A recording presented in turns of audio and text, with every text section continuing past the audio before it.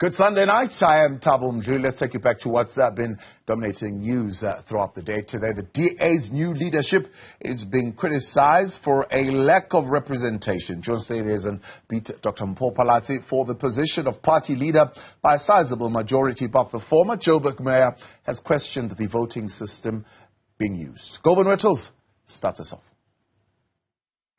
The DA's new leadership has one black person, one colored person, one Indian person, and 7 white people. The only elected black leader says his job will be to find new constituencies for the party. The most important thing that we need to do now is to get the DA to get into constituency market where we can attract new voters. That's where we need to grow so that we can be the center of that new majority. The party doesn't seem concerned with the racial representation, as it resolved that it wouldn't identify people by color. Either we classify people based on the class standing, or we use a different approach. You cannot say you do not see race when you are speaking to media, but internally we speak about a black voter or a white voter or a colored voter. In the DA, we need to hold each other accountable. Its Federal Council chairperson described the conference as a resounding success.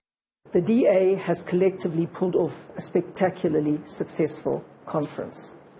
We've elected a leadership democratically. There was no chair throwing, there were no court interdicts. Everybody accepted the process. It was free and fair.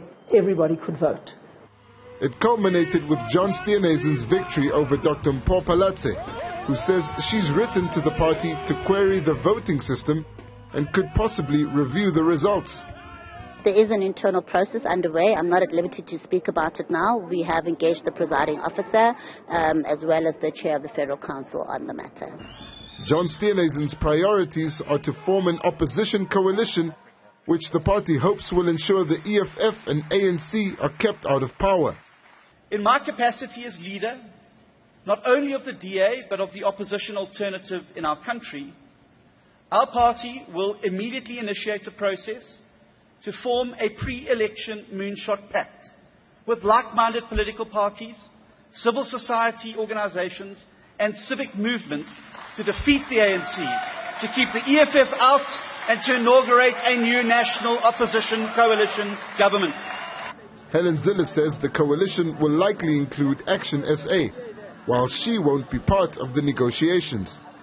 I'm sure that John will include Herman in his leadership circle. There's absolutely no doubt that he would be one of the people that would be invited.